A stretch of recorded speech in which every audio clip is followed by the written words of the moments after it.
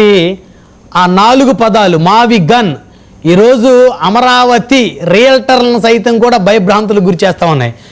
విజయవాడ, మచిలీపట్నం, గుంటూరు ఈ ప్రాంతంలో real estate రేట్లు పెరిగేటువంటి పరిస్థితి మొదలవుతుందా? సార్, మీరు అడిగిన క్వశ్చన్కి శేఖర్ రెడ్డి గారు చెప్పే ఆన్సర్కి ఎక్కడా సంబంధం లేదు. మీరు అడిగిన క్వశ్చన్ మావిగాని గురించి అడిగితే డెవలప్మెంట్ లెక్కలు అవన్నీ సరే, ఇవి రోజు ఆయన అడుగుతూనే ఉన్నారు, జగన్మోహన్ రెడ్డి గారు అడుగుతూనే ఉన్నారు.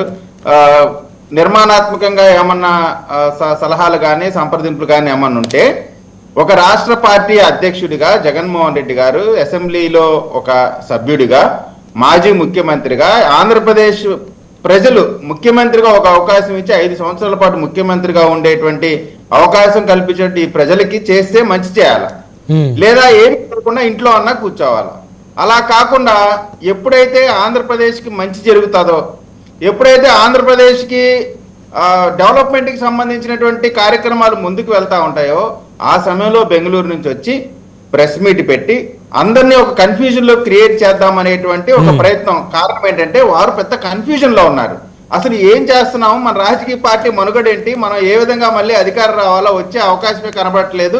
కాబట్టి వాళ్ళు కన్ఫ్యూజన్ లో ఉన్నారు. కాబట్టి ప్రజల్ని రాజకీయ నాయకుల్ని కూడా కన్ఫ్యూజన్ లో పెడదామనేటువంటి ఒక భ్రమంలో బతుకుతున్నటువంటి పార్టీ వైఎస్ఆర్ కాంగ్రెస్ పార్టీ. వీళ్ళు ప్రజల్లోకి మావిగాన్ని తీసుకెళ్తారంట. ప్రజల్లోకి మావిగాన్ని తీసుకెళ్లే ప్రయత్నం చేస్తున్న వీళ్ళు ఆల్రెడీ ప్రజల్లో ఉన్నటువంటి అమరావతిని కాదని మావిగాని వైపు పోతారా అనేటువంటి ఆలోచన కూడా చేసుకోవాల్సినటువంటి అవసరం ఉంది. ఎందుకంటే మీరు చూడండి, 2014లో రాజధానికి సంబంధించినటువంటి అంశంలో ఏ విధంగా జరిగినది, జగన్మోహన్ రెడ్డి గారు అసెంబ్లీ సాక్షిగా ఒప్పుకున్నారు. ఆ సందర్భంగా అమరావతిని రాజధానిగా పెడదామన్నారు. 2019లో రాజధాని అమరావతిగా ఉంటుందనే ఎన్నికల్లోకి వెళ్ళారు, గెలిచినటువంటి పరిస్థితి మనం చూసాం. 2024లో ఈ గ్యాప్లు అంటే అధికారం రాగానే 3 రాజధానులు అన్నారు. అంటే 2024లో ఆయన ఓటమి చెందారు. అంటే ప్రజల అభిప్రాయం ఏంటి? మీరు అమరావతిని రాజధానిగా ఉంచండి అనేటువంటిది ప్రజల యొక్క అభిప్రాయం. దాన్ని కాదని మీరు కొత్తగా ఇప్పుడు మావిగానో ఇంకోగానో అది ఇది చెప్తా ఉన్నారు. ఒక విషయం మనం చెప్తే ఒక రాజకీయ పార్టీ అధ్యక్షుడిగా కనీసం మన పార్టీకి సంబంధించిన నాయకుల కన్నా అర్థం అవ్వాలా, లేదా మన పార్టీకి సంబంధించిన వాళ్ళన్నా హర్షించాలా, లేదు మన పార్టీని మోసే వాళ్ళన్నా సరే దాన్ని హర్షించాలా. మీరు చూస్తే వైఎస్ఆర్ కాంగ్రెస్ పార్టీ తరఫున విశ్లేషకులుగా వచ్చే ఏ ఒక్క వ్యక్తి కూడా జగన్మోహన్ రెడ్డి గారు చేసినటువంటి ఈ ప్రతిపాదనని ఒక్కరు కూడా తల పట్టుకొని పిచ్చి చూపులు చూస్తూ ఏంట్రా మాకు ఈ కర్మ, ఇంతకాలం ఈ జగన్మోహన్ రెడ్డి గారి పార్టీని మోసుకుంటూ వస్తుంటే మమ్మల్ని కామెడీ యాక్టర్లను చూసినట్టు చూస్తున్నారు, అసలు సలహా ఇచ్చిన వాడిని చెప్పు తీసుకొని కొట్టండి అని చెప్పి లైవ్ డిబేట్ లో చెప్తా ఉన్నారు. ఇంకొకటి మన అంతకుముందు సాయి గారు అని ఉన్నారు, జర్నలిస్ట్ సాయి గారు అని, 24 గంటలు వైఎస్ఆర్ కాంగ్రెస్ పార్టీని భుజాల పైన నెత్తిపైన భుజం పైన మోస్తా ఉంటారు.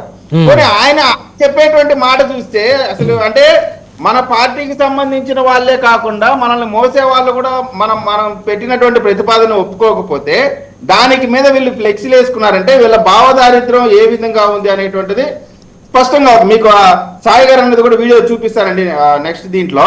అంటే ఇప్పుడు రాజధానికి సంబంధించిన దాంట్లో ఎక్కడన్నా పొరపాటు జరిగితే నిర్ణయాత్మక ప్రతిపక్ష పార్టీగా మీరు ప్రశ్నించండి, దానికి సంబంధించి మీరు చేయాల్సినటువంటి కార్యక్రమాలు చేయండి. అంతేగాని ఎంటైర్ అభివృద్ధిని అడ్డుకుంటాం, అసలు ఈ రాష్ట్రం అభివృద్ధి చెందకూడదు, నన్ను ఓడించారు కాబట్టి 2024 ఎన్నికల్లో ఖచ్చితంగా ఈ ప్రజల మీద నేను కక్ష తీర్చుకోవాలా, ప్రజలకి ఏ విధమైనటువంటి మంచి జరగకూడదు అనేటువంటి ఆలోచన ఇది పూర్తిగా మంచి ఆలోచన కాదు. జగన్మోహన్ రెడ్డి గారికి నేను మరొకసారి విజ్ఞప్తి చేస్తా ఉన్నా, ఆంధ్ర రాష్ట్ర పౌరుడిగా విజ్ఞప్తి చేస్తా ఉన్నా, జగన్మోహన్ రెడ్డి గారు మీరు వీలైతే చేతనైతే ఆంధ్ర రాష్ట్ర అభివృద్ధికి సహకరించండి. అంతే, లేదు ఇంకా వీలైతే మీరు అసెంబ్లీకి వచ్చి మీకున్నటువంటి అభిప్రాయాలు కానీ లేదు మీకున్నటువంటి ఆలోచనలు కానీ పంచుకోండి, మీరు సలహాలు ఇవ్వండి ప్రభుత్వానికి. అంతేగాని ఈ విధమైనటువంటి విధ్వంసకరమైనటువంటి ఆలోచనలు భారతదేశం అంతా కూడా అమరావతి వెంట నుంచి ఉంటే, ఆంధ్రప్రదేశ్ వెంట నుంచి ఉంటే, పెట్టినటువంటి ప్రతిపాదనకి అంగీకారం తెలియజేస్తా ఉంటే ఒక్క వైఎస్ఆర్ కాంగ్రెస్ పార్టీ మాత్రం ఏ ప్రజలైతే మిమ్మల్ని ఎన్నుకొని పార్లమెంట్కి అసెంబ్లీకి పంపించారో ఆ ప్రజల పైన కక్ష తీర్చుకోవటం ఏంటంటే ఇది చాలా విచిత్రమైనటువంటి పరిస్థితి. సరే ఈ చెప్పి శేఖర్ రెడ్డి గారు ఏదో జమోరే అన్నారు, లేకపోతే సార్ అసందర్భంగా అవసరం లేకుండా ఏదో ఒక రకంగా నేను అనాలి, ఆ మాట అనటంతోనే మేము ఆయన తిరిగి మీ నాయకుడిని ఏదో ఒక రకంగా మేము కూడా తిట్టాలి అని, మీ నాయకుడిని తిట్టించాలని మీ ఆలోచనలో ఉంటే ఖచ్చితంగా మీకు ఎన్ని తిట్లు కావాలంటే అన్ని తిట్లు ఫ్రీగా ఇస్తాం. అంతేగాని మీరు అసందర్భంగా మీరు ఆ మాటలు నేను ఇప్పుడు కూడా ఒక మాట కూడా అనలా, జగన్మోహన్ రెడ్డి గారిని అనలేదు, మిమ్మల్ని అనలేదు.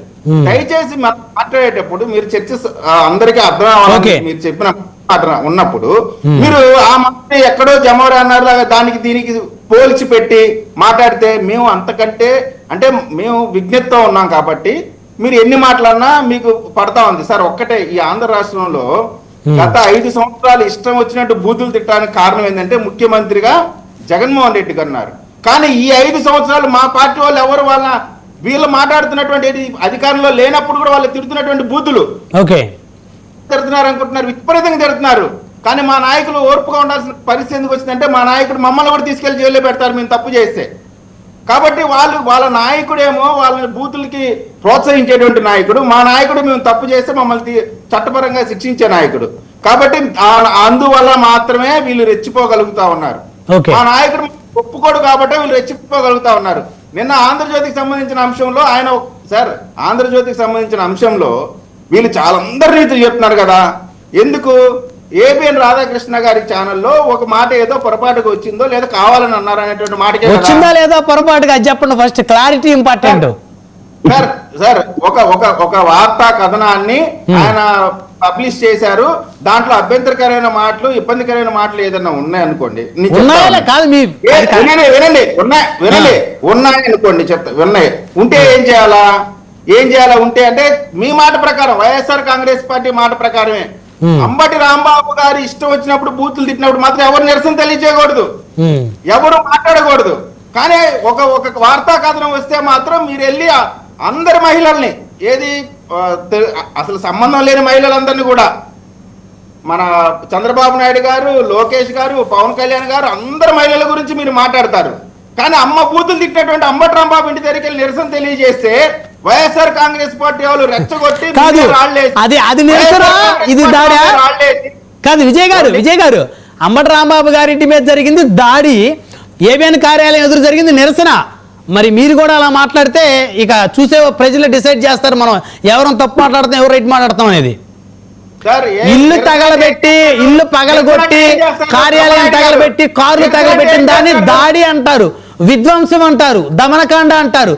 ఈ ఏబిఎన్ కార్యాలయం ఎదురు వారు నిరసన తెలిపిన దాన్ని నిరసనే అంటారు. ఒక రాయి పడలేదు, ఒక కర్ర లేగలేదు, ఎవరో ఒక అగిపుల్ల గీలేదు.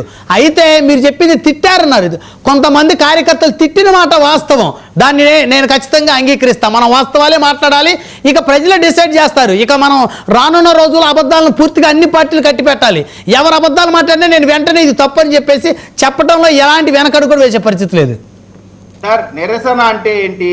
అక్కడ కూర్చొని స్లోగన్స్ ఇచ్చి నిరసన తెలియజేస్తారు, అంతే కదా. మనం అన్ని చూసా ఏబిఎన్ కార్యాలయం పైకి దూసుకెళ్లి లోపలికి వెళ్ళి దాన్ని విధ్వంసం సృష్టించేటువంటి కార్యక్రమాలు జరిగిన సందర్భంగా పోలీసులు వారిని అడ్డుకున్నటువంటి పరిస్థితి ఉన్నదా లేదా? మీరు చెప్పండి. నిరసన తెలియజేయటం అంటే దాని మీదకు దూసుకొని వెళ్ళటమా, దౌర్జన్యంగా లోపలికి వెళ్ళేటువంటి ప్రయత్నం చేయటమా? అది కాదు కదా. ఖచ్చితంగా నేను చెప్తానండి, అంబటి రాంబాబు గారి ఇంటి దగ్గర కూడా మా వాళ్ళు చేసిన నిరసనే. మొదటి రాయి విసిరింది వైఎస్ఆర్ కాంగ్రెస్ పార్టీ వల్ల. మీకు వీడియో కావాలంటే ఇప్పుడే పంపిస్తాను.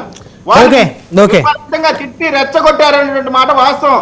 అయితే అంబటి రాంబాబు గారి ఇంటిపైన దాడి చేయడాన్ని ఎవ్వరూ కూడా యాక్సెప్ట్ చేయం. నేను మీ సాక్షిగా చెప్తాను, ఖచ్చితంగా మేము కూడా దాన్ని ఖండిస్తున్నాం. కాబట్టి దాడి చేయడానికి వెళ్ళిన వాళ్ళపైన కేసులు కట్టి ఎఫ్ఐఆర్ కట్టాం.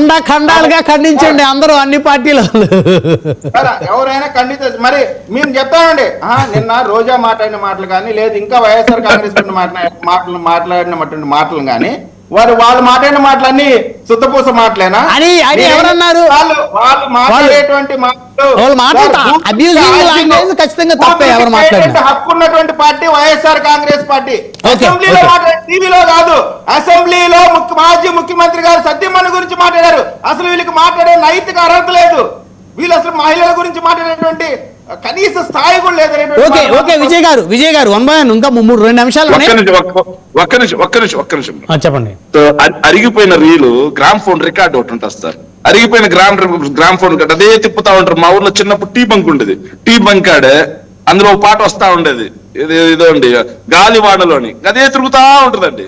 అట్లా అసెంబ్లీలో తిట్టారు అని ఆడే ఆగిపోతారు సార్. వీళ్ళు ఎవరిని కావాలంటే వాళ్ళని తిడతారు. ఏం చంద్రబాబు నాయుడు గారిని తిట్లా, ఎవరిని కావాలంటే వాళ్ళని తిడతారు. మా వాళ్ళని తిట్లా, ఏం మా వాళ్ళని తిట్లా. ఒక్క నిమిషం సార్ నిరసన అంటే చెప్తాను సార్. దయచేసి